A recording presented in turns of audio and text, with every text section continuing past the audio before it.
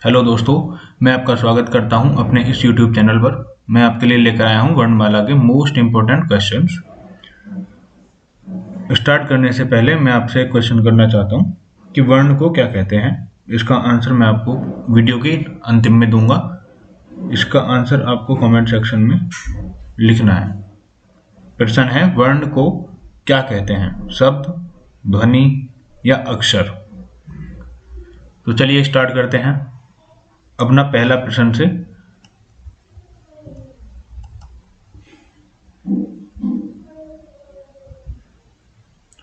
वर्णमाला किसे कहते हैं? शब्द को, शब्द के समूह को, वर्णों के संकलन को, शब्द गणना को, वर्णों के व्यवस्थित समूह को। तो वर्णमाला कहते हैं वर्णों के व्यवस्थित समूह को।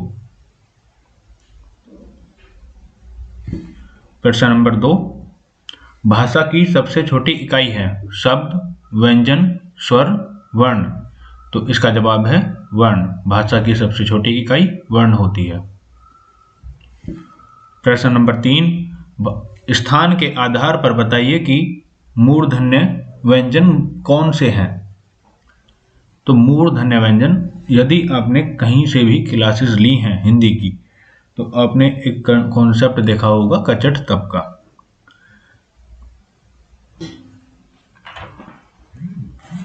तो ये जो डे और ढे, ये तय वर्ग में आते हैं, और जो तय वर्ग होता है उसको मूर्धा कहते हैं।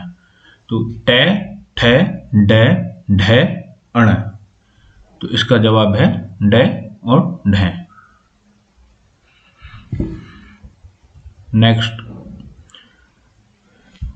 निम्नलिखित में से अल्पराण व्यंजन कौन से हैं? तो इसमें भी सेम कॉन्सेप्ट है। इसी टेबल में से जो एक कचट तप वाली टेबल है, जब आप इसको पढ़ोगे तो इसमें 1, 3 और 5 जो वर्ग है ये अल्पराण में आता है। तो इसका जवाब है कै और गै।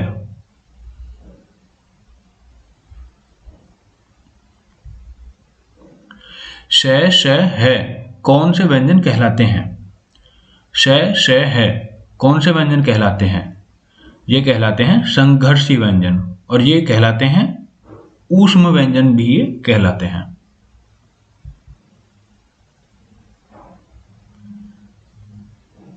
हिंदी वर्णमाला में आयोगवाह कौन से हैं? हिंदी वर्णमाला में आयोगवाह कहते हैं अंग और अह को। और इसमें जो ये अंग है पहले वाला, ये वाला, इसे कहते हैं हम अनुस्वार, और ये सेकंड वाला, इसको कहते हैं विसर्ग। अब देखते हैं अगला प्रश्न।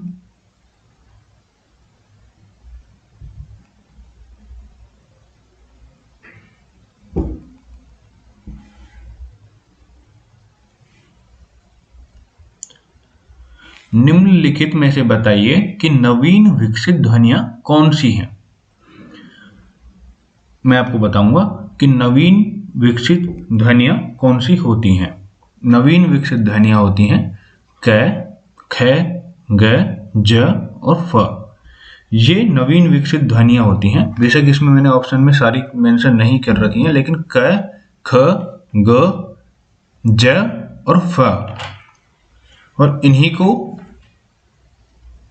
हम अरबी फारसी की ध्वनियां भी कहते हैं। तो इसका जवाब होगा ख और ग।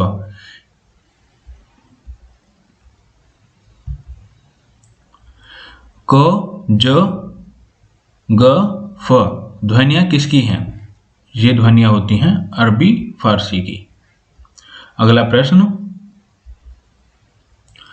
ग, ग यानी किस वर्ण के संयोग से बना है? तो ये संयोग से बना है। इन दोनों, पहला ऑप्शन और दूसरे ऑप्शन में आपको कंफ्यूज नहीं होना है।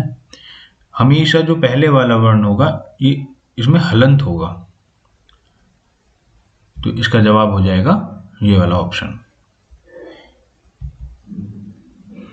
6, किस वर्ण के योग से बना है? ये बना है कै प्लस श। य, र, ल, व किस वर्ग के व्यंजन हैं? ये अंतस्थ, य, र, ल, व अंतस्थ होते हैं। भाषा निर्माण की इकाइयों का सही अनुक्रम क्या है? तो सबसे पहले ध्वनि ही है, ध्वनि के बाद शब्द है, फिर पद है, फिर वाक्य है। तो इसका सही जवाब ऑप्शन 3 होगा। तालव्य व्यंजन है, इसमें भी कचट तप ही कॉन्सेप्ट लगेगा। तो जो क वर्ग होता है वो होता है कंठ, और जो त वर्ग होता है वो होता है तालु, और जो ट वर्ग होता है वो होता है मूर्धा, और जो त वर्ग होता है वो होता है दंत, और जो प वर्ग होता है वो होता है ओष्ठ। तो हमसे पूछा गया है तालव्य व्यंजन कौन सा है, तो त वर्ग। त वर्ग कौन सा होगा? त, थ, द, ध, आगे न, त, थ, द, ध, न। तो ये होगा तालव्य व्यंजन। अगला प्रश्न,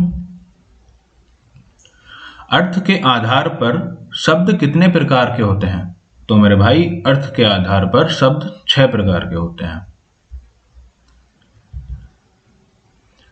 भाषा के कितने प्रकार होते हैं?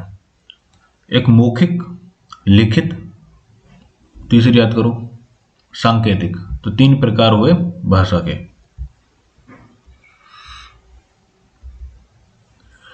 स्वर की विशेषता है, स्वर की विशेषता यह है कि इसका जो उच्चारण होता है वो स्वतंत्र होता है।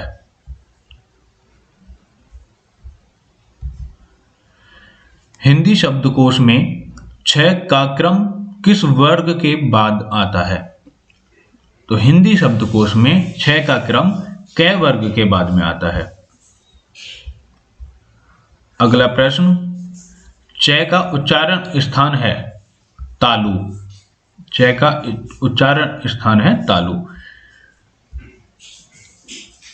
क्योंकि च का जो वर्ग है च, छ, ज, झ, अंगा, ये च वर्ग है और ये च वर्ग तालु होता है। स्वर और व्यंजन के बीच निम्न में से व्यंजन आता है। स्वर और व्यंजन के जो बीच में व्यंजन आता है उसको कहते हैं अंतस्थ व्यंजन। और अंतस्थ व्यंजन के अंदर में क्या क्या आता है? य, र, ल, व। यरलव करके इसको याद कर सकते हैं। ए वर्ण क्या कहलाते हैं?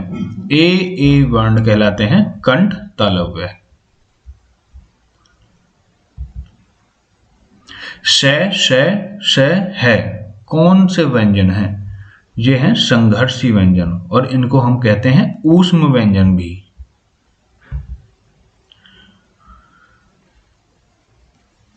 तो मेरे भाइयों, आज का सेशन यहीं तक था। अगर आपको ये वीडियो थोड़ी भी हेल्पफुल लगी है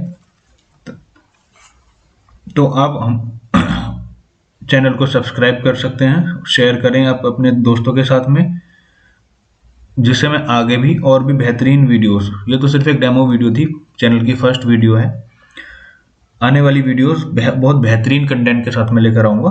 तो प्लीज़ आप अपने इस चैनल को सब्सक्राइब करें, शेयर करें अपने दोस्तों के साथ में। आई होप ये आपके लिए कुछ ना कुछ बेनिफिशियल जरूर होगी। Thank you.